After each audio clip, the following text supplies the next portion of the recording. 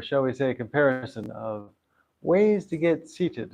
Yes, in yoga, one of the most important things for alignment and everything else is finding your comfortable way of being seated or posture. And that also then ties in meditation. Because if you're going to be sat still for half hour period of time, you've really got to make sure you're at a calm, tranquil peace with your knees, your ankles, hips.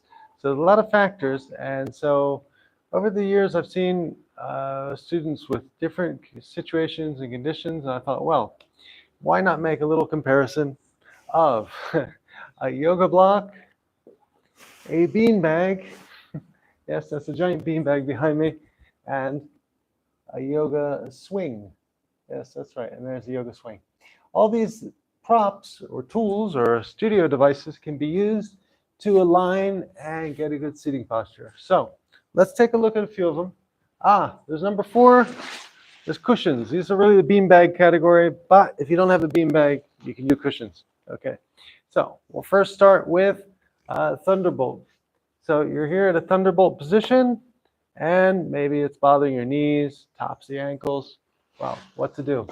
Well, before we have to go with any of the problems, just with the yoga mat itself, we can fold it over here for the knees, and again, if necessary, just for the tops of the heels, or the tops of the feet. So you've got a triple layer of yoga mat there, supporting and covering the knees and here. This is if you want to do Thunderbolt. So now, maybe that doesn't work for you for whatever reason. Another great position that can be functional. Sometimes people just feel it's more accessible this way. So the Thunderbolt with the knees separated, this is called the gracious pose.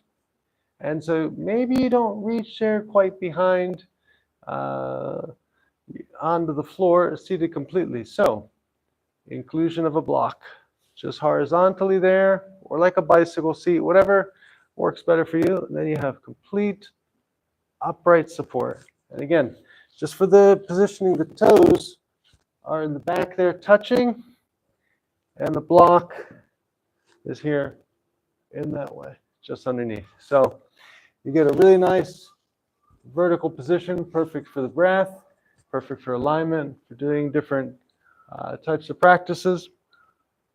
And now, staying with this block, if you're a person who, I'll just take the block here, seated on it. If you're a person that has the hips perhaps a bit tight, can't get your knees to the floor for a cross-legged position, well, here you go.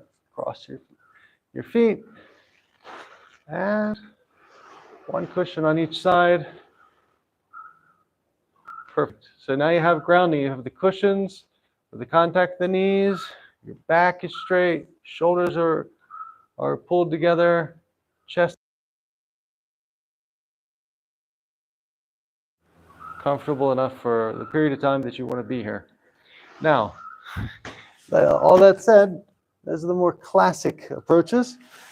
Now the alternatives. A beanbag, yes. A giant beanbag. Well, this one, if you have to scoop out the middle, sort of, while sitting in it. Press down with the 2 fists so you don't get lost in the foam.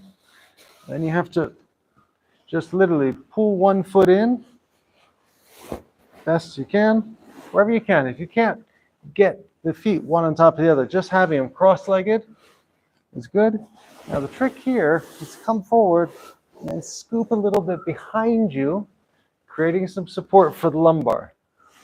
And now when you have that support in the lumbar, you do a little scoop, it's like playing in the sand.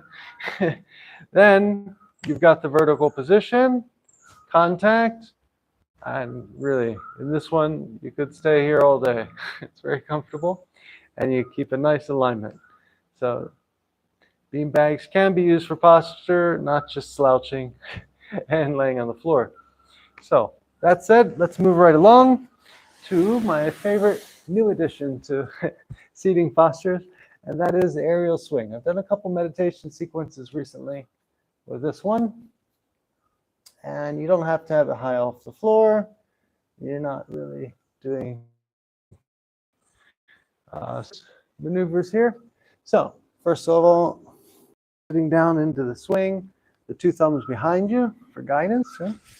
Now turning around, we want to just get more or less positioned there in the center. The back, the strap is supporting the back. Pushing the fabric and bring the left foot in. Now this requires flexibility in the hips. I'm not going to say no because you have the two sides pulling together, but it holds you there like you wouldn't believe because well, it's your own weight and gravity working together. So you have this foot here. Maybe you want to get up a little more vertical in the spine first before bringing in the other one. So reach behind you, that strap, and this one can pull you straight up and get you the verticality that you're looking for. Now pushing again the front cloth of the swing, and the other foot just goes in there gently. Again, if you want to reposition, get a little bit more vertical, make sure your base, your spine, everything's lined up. There you go, perfect. And so again, this one, you do have to be careful, make sure you've got your hips open before getting into it. Otherwise, you could be giving a little bit more insistence to your knees than necessary. So just be careful, listen to your body before just jumping into this one. But it's very, very good for holding the spine in its place, for keeping the feet tucked in nicely for lotus here. It's not bad. So all four possibilities I think are accessible, nice ways to adjust your seating. And I hope you've enjoyed this little sequence here of comparisons. And please subscribe to my channel, Michael Sands Yoga, Meditation, and Travel Experiences. Have a great day. Namaste.